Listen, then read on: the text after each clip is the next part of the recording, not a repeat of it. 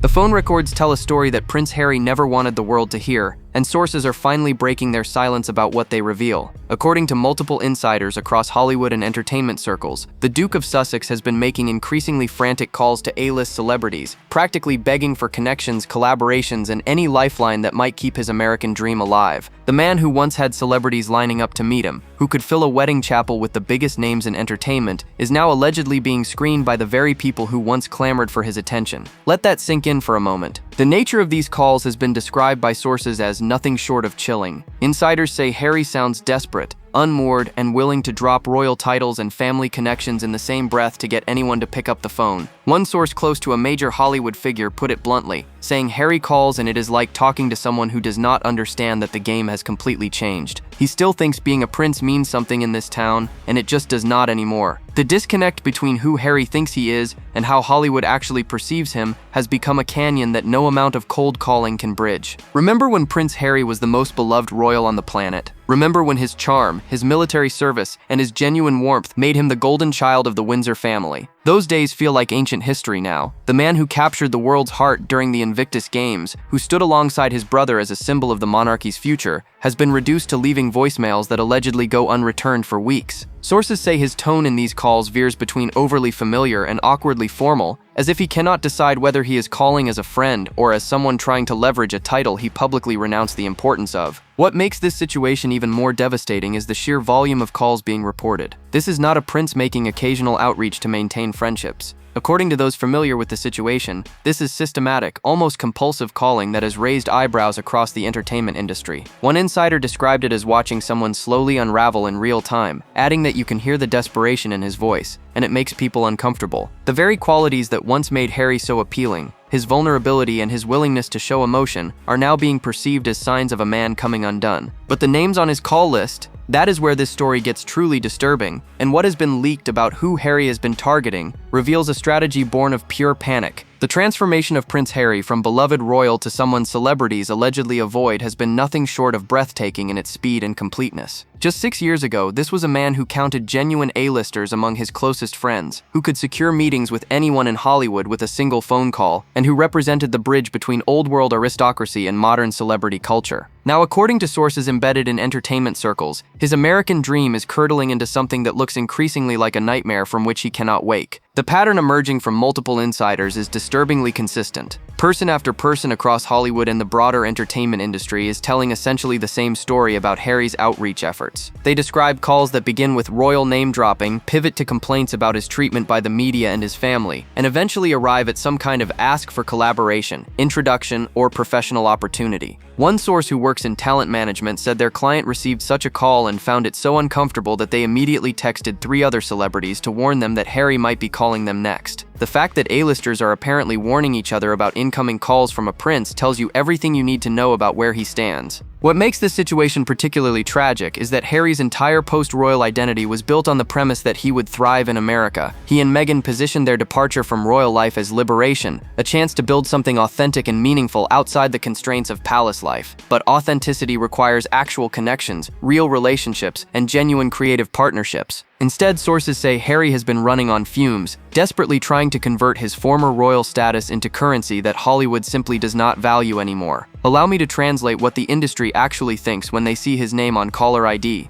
Liability. The stakes could not be higher for the Duke of Sussex. His Netflix deal hangs by a thread. His Spotify partnership has already imploded in spectacular fashion. His memoir, while initially successful, has left him with virtually no more revelations to sell. Every aspect of his new American life depends on maintaining relevance in a town that chews up and spits out people with far more talent and far more to offer than a disgraced prince with a grudge against his family. Without celebrity connections, without the glittering network that Meghan promised him when they first embarked on this journey, Harry is just another wealthy transplant in Montecito, wondering why nobody wants to have lunch with him. To understand how desperate these calls have become, we need to look at who Harry thought he could count on and how spectacularly those assumptions have proven wrong. Remember when the Sussexes were surrounded by A-listers at their wedding? Remember the Clooneys, the Beckhams, Oprah herself sitting in those pews like she was family? Those same people allegedly will not return Harry's calls now, and the silence from his former inner circle speaks volumes about just how far the Duke has fallen. The celebrity exodus from Sussex world has been so complete, so thorough, that sources say Harry has essentially been forced to start from scratch, reaching out to people who barely know him because the people who actually knew him have apparently decided they want nothing more to do with him. Let us talk about the Beckhams for a moment, because this relationship has become a masterclass in how quickly celebrity friendships can evaporate. David and Victoria were once close enough to receive coveted wedding invitations, close enough to be considered genuine friends rather than mere acquaintances. Now, according to multiple reports, the relationship has completely frozen over. Sources close to the Beckhams say the couple grew tired of being caught in the crossfire of Sussex drama, and when it became clear that Harry and Meghan were willing to torch any relationship for media attention, the Beckhams quietly backed away. One insider said David used to take Harry's calls immediately, adding that now his team handles it like any other unsolicited outreach, which is basically code for those calls go nowhere. The Clooney situation is equally telling. George and Amal Clooney were among the most high-profile guests at the royal wedding, lending their considerable star power to what was supposed to be a fairy tale beginning. But sources say the Clooneys have become conspicuously unavailable since the Sussexes relocated to California. One entertainment insider put it this way: the Clooneys are very strategic about their associations, and right now being associated with Harry and Meghan carries more risk than reward. In Hollywood, that is the kiss of death. If someone as famously loyal as George Clooney is keeping his distance, it sends a signal to everyone else in town about where they should be positioning themselves. And then there is Oprah. Remember that interview? Remember how it was supposed to launch the Sussexes into the stratosphere of American influence? Remember Meghan comparing herself to the Little Mermaid and Harry talking about being financially cut off while living in Tyler Perry's mansion? Oprah gave them one of the biggest platforms in media history, and what have they done with it? According to sources, Oprah has been notably silent about the couple in recent months, with one person close to her production company saying she has moved on to other interests and does not consider herself obligated to keep championing their cause. Let that sink in. Even Oprah, who literally built her empire on championing underdogs, has apparently decided the Sussexes are no longer worth her time. The fundamental truth that Harry apparently still does not understand is that Hollywood operates on one currency above all others: relevance. You are either useful to people or you are not. You are either making them money, raising their profile, or providing access to something they cannot get elsewhere, or you are simply another person taking up space in their contact list. Without genuine royal access, without the ability to deliver what made him special in the first place, Harry's currency has plummeted to near zero. And when you have nothing to offer, the calls stop getting answered. But Harry was not just calling old friends trying to rekindle faded relationships. According to sources, he was cold calling people he had never even met, and what happened next shocked even his own team. What Harry did next crossed a line that even his most loyal remaining advisors found troubling. According to insiders, the Duke of Sussex began reaching out to celebrities he had absolutely no prior relationship with, treating his royal heritage as some kind of golden ticket that should automatically grant him access to anyone he wanted to speak with. One source who works in talent representation said they received a call from someone on Harry's team requesting a connection to a major film star, and when asked what the relationship was, they said essentially there is none. But Harry is a prince. The audacity of that approach in a town that values relationships above all else cannot be overstated. The awkwardness of these cold calls has become legendary in certain Hollywood circles. Sources say Harry would begin by dropping his grandmother's name, mentioning his relationship to the late Queen as if that would somehow unlock doors that his own reputation had slammed shut. He allegedly referenced his brother, his father, and various palace connections, seemingly unaware of the staggering irony of leveraging the very family he had spent years publicly trashing. One entertainment executive who received such a call described it as one of the most uncomfortable conversations they have ever had, saying it was like watching someone try to sell a car they had already stripped for parts. He wanted credit for the royal connection while also wanting sympathy for being a victim of that same connection. You cannot have it both ways. What made these calls particularly chilling, according to those who experienced them, was Harry's apparent disconnect from reality. Sources say he would talk about projects that did not exist yet as if they were already greenlit, make promises about access and influence that he could not possibly deliver, and generally paint a picture of Sussex world that bore no resemblance to what industry insiders knew to be true. One recipient of these calls told an entertainment outlet that they found it deeply unsettling, adding that Harry seemed to believe his own spin so completely that they started to wonder if he understood what was actually happening with his career. When you cannot tell the difference between your press releases and your reality, you are in serious trouble. The response from Hollywood has been a mixture of pity and frustration. Multiple sources say that people feel genuinely sorry for Harry on a personal level because they can see a man struggling with an identity crisis of epic proportions. But professionally, nobody wants to be anywhere near the chaos. One producer who was approached about a potential project said they told their team to pass immediately, explaining that working with Harry at this point means inheriting all of his baggage, all of his drama, and all of the media attention that comes with it, but none of the upside that used to make that worthwhile. The juice, as they say in Hollywood, is simply not worth the squeeze. And when the celebrities did not respond, when the cold calls went to voicemail, and the emails went unreturned, sources say Harry turned to an even more troubling strategy that has insiders questioning who is really running the show. Behind every desperate call was allegedly Meghan Markle, coaching from the sidelines and orchestrating her husband's outreach like a director managing an actor who does not realize he is in a play. Sources close to the couple claim that Meghan has been the strategic mastermind behind Harry's celebrity chasing, using him as the friendly face while she remains strategically distant from the direct rejection. One insider described the dynamic as deeply troubling, saying Meghan writes the scripts and Harry delivers them, and when they fail, he takes the hit while she maintains plausible deniability. It is a pattern, they say, that has played out repeatedly over the past several years. The timing of Meghan's latest moves makes this dynamic even more apparent. As Harry has allegedly been making these frantic calls, Meghan has been positioning herself for a solo comeback with her Instagram relaunch and various projects that notably do not include her husband. Sources say she has been working behind the scenes to establish herself as an independent entity, separate from the Sussex brand that has become so toxic. One person familiar with the situation put it this way: Meghan is trying to distance herself from the failures while still benefiting from whatever connections Harry might accidentally stumble into. It is brilliant from a self-preservation standpoint, but it has left Harry holding the bag. The humiliation factor cannot be ignored here. This is a man who was born into one of the most powerful families on earth, who grew up with genuine privilege and genuine authority, who was once sixth in line to the throne of the United Kingdom. Now, according to sources, he has been reduced to being his wife's messenger boy, making calls she is too strategic to make herself, facing rejection she is too proud to experience directly. One former palace insider who still keeps tabs on Harry said it is genuinely sad to watch, adding that whatever you think about his choices, nobody deserves to be used as someone else's sacrificial lamb. The prince has become a pawn in his own marriage. What makes this situation even more complex is the apparent unwillingness of anyone to tell Harry the truth about what is happening. Sources say his team has shrunk to almost nothing, and those who remain are allegedly too afraid of Meghan's reaction to give the Duke honest feedback about his approach.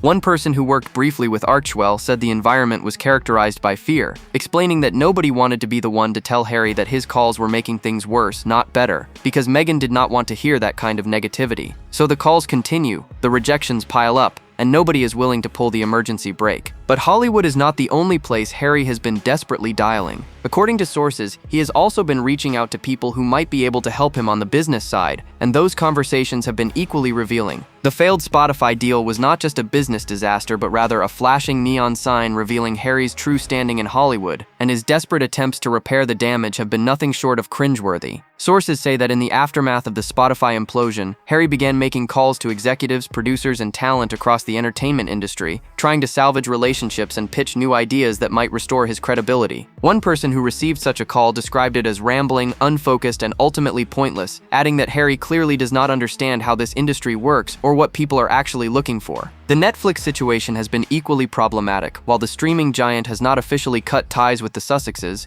insiders say there is growing frustration with the couple's inability to deliver content that justifies their enormous deal. Sources claim Harry has been calling Netflix executives directly, pitching documentary concepts and series ideas that have been met with polite but firm resistance. One streaming industry insider said the calls are awkward because everyone knows the deal is essentially dead, but nobody wants to be the one to officially pull the plug. Harry keeps pitching, they keep stalling, and the whole relationship exists in a kind of zombie state. What these business calls reveal, according to those who have experienced them, is a fundamental misunderstanding of how the entertainment industry actually operates. Harry allegedly approaches these conversations as if he is still a senior working royal, who can command attention simply by virtue of who he is. One producer who took a meeting with him described it as being like talking to someone from a different century, saying Harry kept referencing things he could bring to the table that he actually cannot deliver anymore. Access to the royal family? Gone. Connections to British government officials? Burned. Goodwill from the British public? Destroyed. All he has left is his name, and that name now comes with more baggage than benefit. The irony is absolutely staggering when you consider how Harry and Meghan positioned their departure from royal life. They were supposed to become a global entertainment powerhouse, producing content that would change the world while earning hundreds of millions of dollars in the process. Instead, they have become a cautionary tale about overestimating your own value and underestimating the importance of actual work. Sources say industry executives now use the Sussexes as an example of what not to do when negotiating talent deals, pointing to the enormous upfront payments for virtually no delivered content. That is their legacy in Hollywood now, not as creative visionaries, but as a warning to others. What happened next shows just how far Harry has fallen from his former life, and the calls he made back across the Atlantic reveal a man caught between two worlds that no longer want him. In his desperation, Harry allegedly made calls back to the United Kingdom that stunned even the most jaded royal watchers. Sources claim the Duke of Sussex has been reaching out to former royal contacts, British media figures, and UK celebrities, seemingly seeking some kind of connection to the life he left behind. The irony is breathtaking.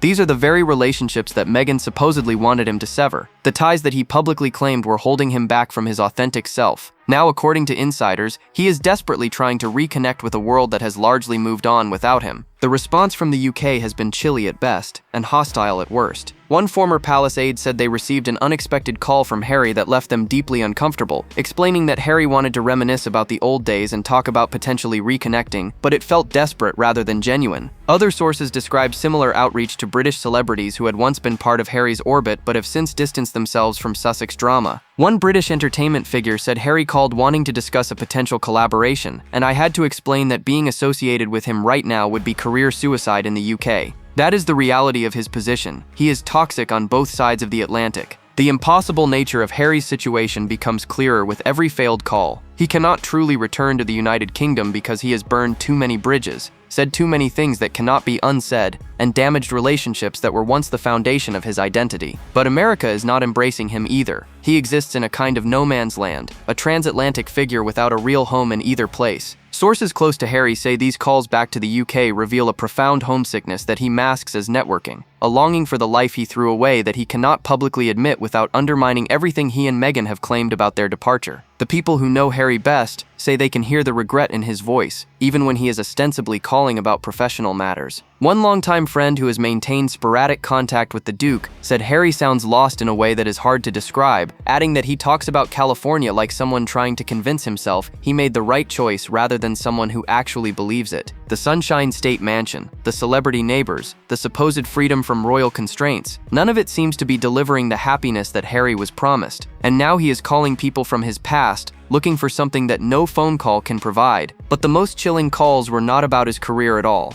According to sources, some of Harry's outreach has been purely personal, reaching out to people simply because he is desperately lonely. Strip away the celebrity chasing, the business deals, and the strategic maneuvering, and these calls reveal something genuinely heartbreaking about Prince Harry's current state. Sources across multiple circles describe a man who is profoundly isolated, making calls not to advance his career, but simply to hear a friendly voice on the other end of the line. One person who received such a call said it started as a supposed business inquiry, but quickly devolved into Harry just wanting to talk, wanting to connect, wanting someone to tell him that things were going to be okay. That is not networking. That is a cry for help. The erosion of Harry's genuine friendships has been one of the most devastating consequences of his post-royal life. The childhood friends he grew up with in England, the military buddies who served alongside him in Afghanistan, the fellow young royals who understood his unique position in life, almost all of them have faded from his life according to sources. One person who knows Harry from his military days said they have not spoken in years, adding that people were willing to stand by him through a lot.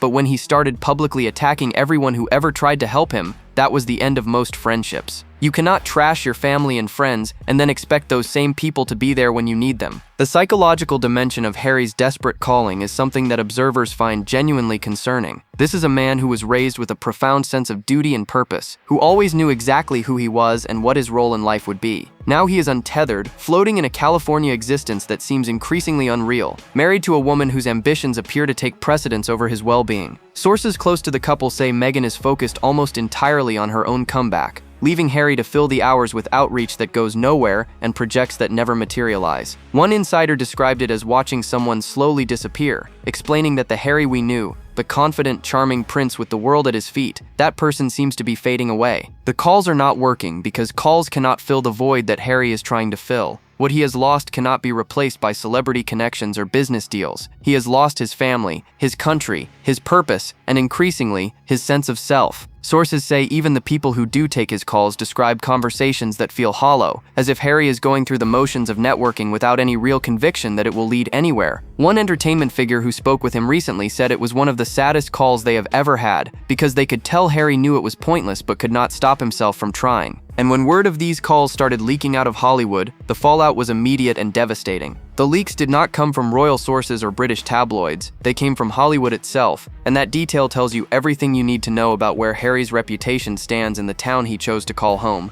Entertainment insiders are the ones sharing these stories, passing them around like gossip at an industry party, discussing the Duke's desperate outreach with a mixture of amusement and secondhand embarrassment. When the people you are trying to impress are the ones leaking your most humiliating moments, you have a serious problem that no public relations team can fix. The industry verdict on Harry has crystallized into something brutally unflattering. Sources across Hollywood describe him as needy, which is death in a town that values confidence above almost everything else. They call him out of touch, still believing that royal titles carry weight in an industry that only cares about what you can do for someone tomorrow. And worst of all, they say he is not useful, which in Hollywood terms means he has nothing to offer that anyone actually wants. One talent agent summarized the industry view by saying Harry is someone you take a meeting with once to satisfy your curiosity, but there is no second meeting because there is nothing there. The damage to Harry's future prospects cannot be overstated. Hollywood is a small town in many ways, and word travels fast. The stories about his desperate calls have become part of the industry conversation, mentioned in meetings and dropped casually over lunches at the Polo Lounge. One producer said they were approached about a project involving Harry and immediately laughed, explaining that everyone knows about the calls, everyone knows about the desperation, and nobody wants to be associated with someone whose neediness has become a joke. That is the legacy Harry is building with every unanswered voicemail and every leaked conversation.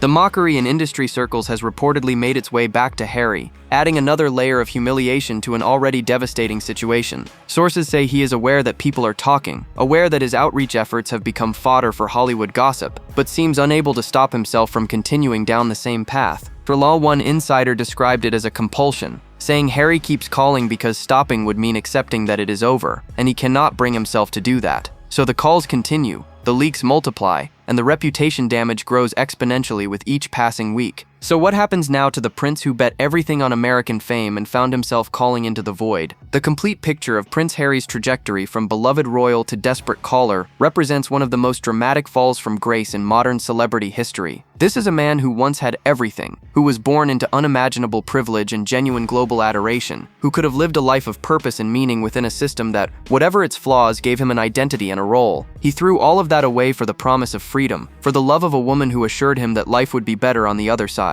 And now, according to every source who has spoken about his current situation, he spends his days making calls that go unanswered and pitching projects that will never see the light of day. The question of what comes next haunts everyone who watches this situation unfold. Will there be more desperate outreach, more cold calls to celebrities who will immediately share the details with their friends? Will there be further humiliation as the leaks continue and Harry's reputation sinks even lower? Or will we witness some kind of dramatic pivot, a recognition that the current path leads nowhere, and a desperate attempt to salvage something from the wreckage? Sources close to the situation say they genuinely do not know what Harry will do next, because they are not sure Harry knows what Harry will do next. He seems to be operating day to day, without any coherent strategy or long-term vision. The most devastating possibility that insiders raise is that Harry will never realize the real reason his calls are not being answered. It is not because people are too busy. It is not because of bad timing or industry politics. It is because of who he has become. The Harry who complained about his family on global television, who demanded sympathy while living in a mansion, who claimed he was cut off while sitting on millions of dollars. That Harry is not someone people want to be associated with. The calls reveal not just desperation, but a fundamental inability to understand how his own choices have led him to this point. Whether Harry will ever break from the path he is on, whether he will recognize that Meghan's ambitions and his happiness might not be aligned, whether he will find some way to rebuild a life that does not depend on cold calling celebrities who want nothing to do with him, these remain open questions. What is certain is that every call he makes, every rejected pitch, every leaked conversation chips away a little more at whatever remains of the prince who once captured the world's heart. Do you think Harry's desperation will push him to finally break from Meghan,